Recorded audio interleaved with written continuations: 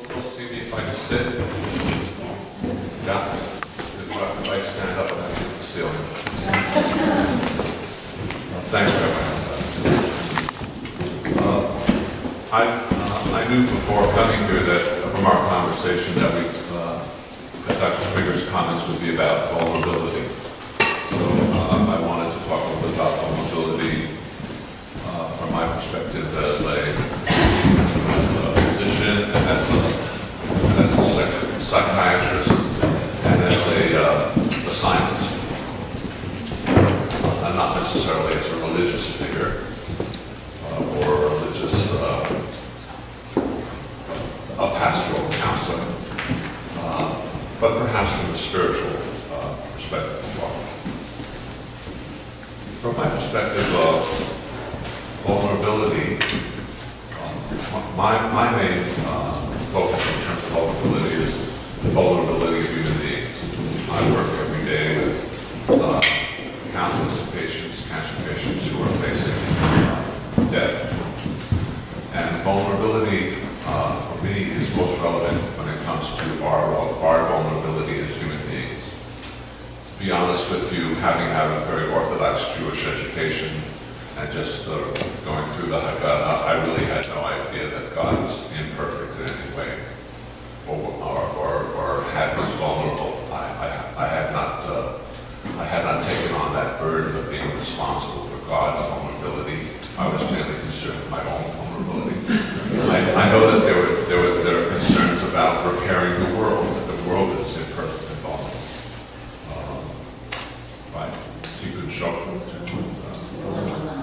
Tikkun Olam, the idea that we repair the world. I think let me focus on human beings and being imperfect. I'll delve into territory that I'm not an expert on, which is religious territory or a biblical text. Apparently, Adam and Eve were created perfect, but Eve ate from the tree of knowledge, and we became imperfect, right? And what became imperfect about us is that we were no longer immortal. We were now mortal human beings. So the main vulnerability of human beings, the main imperfection of human beings, is that we are mortal and that we die. And that is what our vulnerability and a sense of imperfection arises from. We are mortal, we die. And you know, Howard Jacobson, the Jewish novelist who won the Booker Prize for the Finkler Question, talks a little bit about the birth of comedy. He says comedy was born in the Garden of Eden, and basically the way one can deal with death in a variety of ways. One of the ways to deal with the fear of death or the fact of death and our mortality is through comedy and rebellion and telling dirty jokes. And that's what the Greek tragedies and the satyr plays, the Greek satyr plays.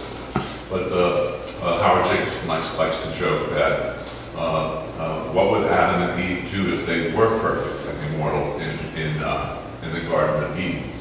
Would they garden? And if they didn't buy from the tree of knowledge, they wouldn't even be able to name the plants that they were gardening.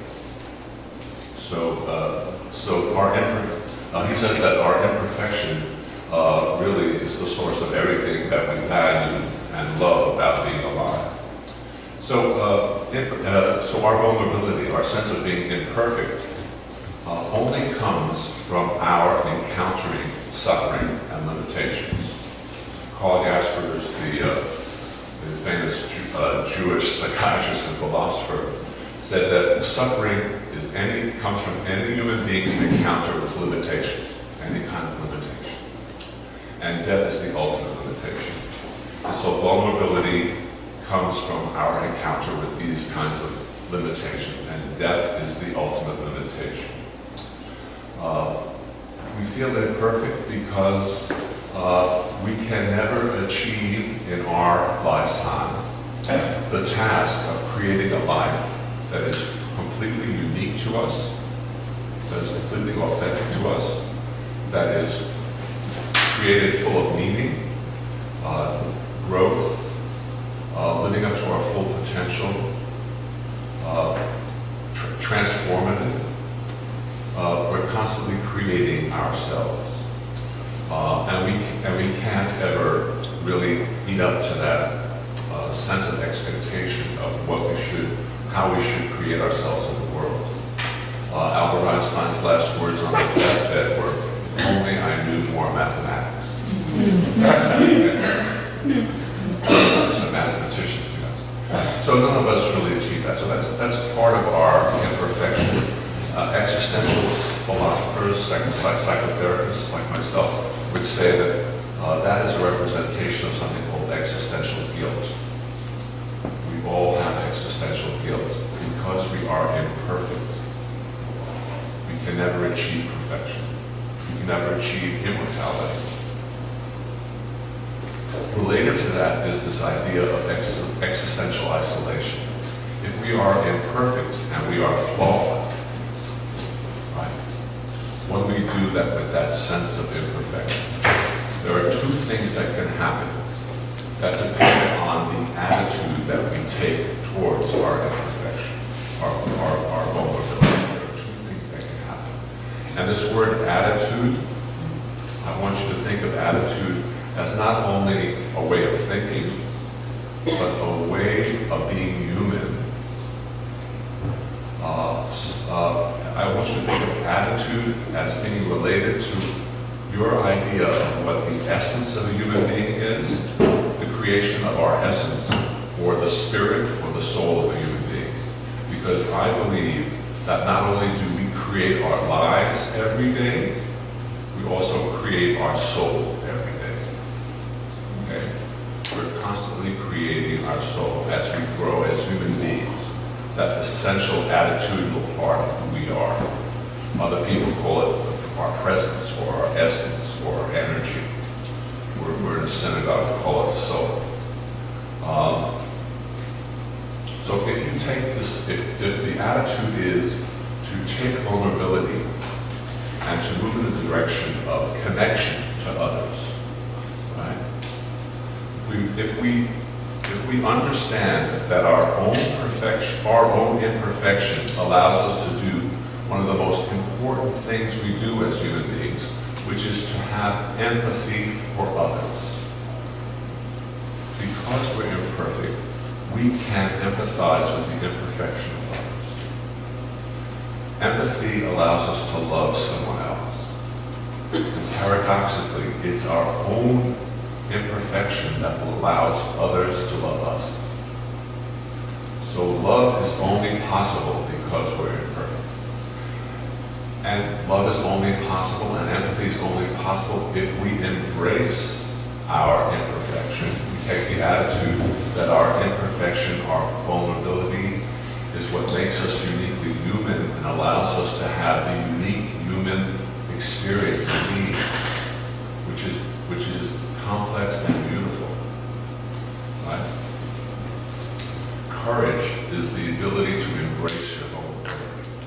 A lot of people think of courage using other words like wholeheartedness, compassion, connectedness to others, the idea of transcendence. I've always had trouble with the idea of transcendence. And what transcendence is all about is connection, trans. I sometimes try to teach doctors about transcendence, and I developed a psychotherapy called meaning-centered psychotherapy based on Viktor Frankl's work, logotherapy work, and it's a psychotherapy that works quite well for patients with advanced cancer, and we've been adapting it for other purposes. And so I try to talk about transcendence. I give them an example of escalators in airports. We all know what the ascending escalator is. That's the escalator that goes up. We all know what the descending escalator is. That's the escalator that takes us down. So I asked them, where are the transcending escalators in the airport? And usually somebody goes, it's those walkways that take us. And that's exactly what transcendence is about. It's about connecting ourselves to not only others, but to ourselves, and for a religious community, connection with some power greater than ourselves, God. Right? So there is this, that's what transcendence is, connection. And what comes from this particular attitude of embracing our vulnerability, being courageous, not seeing it as the way to allow us to have loving connections in the world, also allows us to deal with uncertainty, the uncertain future. Okay, uncertain. There are two kinds of future. Jacques Derrida, Sephardic, Jewish, French. I don't know how many more adjectives to place on him. Philosopher talks about the uncertain future. So there are two kinds of future. There's a certain future, which is completely ununique. It's the same in all of us. We have no ability to alter it. You're born, you live, you die. Boom. Got it? That's your future. Okay? Very appealing. Then there's the uncertain future. The uncertain future is the only kind of future that allows us the possibility of having the agency in creating our future. It's the only kind of future that allows us to take part in the creation of our future. It's the uncertain future that allows for that unique someone or something to unexpectedly enter our lives and for us to recognize that and say, that's going to change my life. And pick up on that. So uncertainty allows for infinite possibilities. Certainty only allows for one or two. Three? Maybe? Okay. If the other attitude is one of shame, my vulnerability shame, then what you do is you become disconnected. You become disconnected. You then fall into the realm of our other great existential fear, which is existential isolation. The idea that we exist alone. You can lie in bed next to your spouse, and then you go, I'm still in it all alone. You know? When I face death, it'll just be me facing death. When I was born, I know my mother would have something to do with it. My father was maybe in the room, maybe not, depending on the year. But it was me, you know, I was going through it alone. Existential isolation. But what's key to existential isolation is that it interrupts one of the most essential human characteristics, which is the knowledge that we need each other. We need to connect to each other to survive. We need to connect to each other, to ideas and values and virtues in the world that we care about. We need to connect to the past, present, and future. And some of us need to connect to something transcendent, something higher than us, some higher power. I don't know that you need all of them, but certainly many of those can help with transcendence. And so, with existential isolation, what you fear is being driven out from the tribe. There, we reject you. You are imperfect. You have cancer. Get out. You have a disability. You're old and you're demented. It's what we fear, existential isolation. And with that, and so connectedness is the antidote to existential isolation.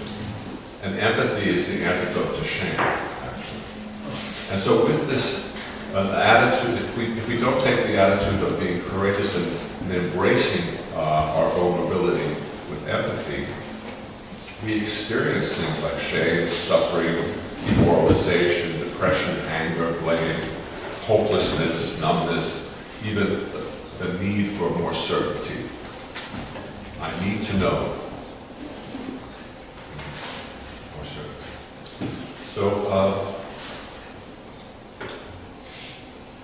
So I see vulnerability as one of the main issues in the care of patients who are ill, who are dying, and is the main issue for all of us who even aren't ill. We're all mortal. We all have to deal with this vulnerability, this imperfection. And the way, the attitude that we take towards that is what's going to allow us to live a mortal, finite life. And it's the attitude that we need to cultivate. It's that our soul, our essence, that we need to cultivate and grow. That's what has to become wise over time. And I think those are my comments, but I'd love very much, Rabbi Spencer, if we could talk more about prayer.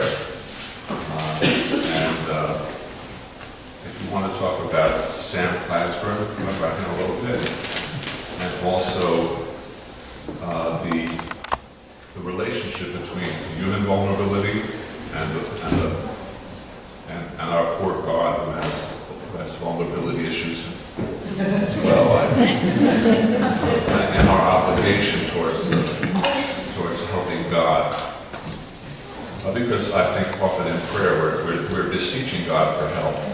So where does God's vulnerability come in to play when we pray? But I'd love to talk about prayer. I like prayer very much as an issue to discuss.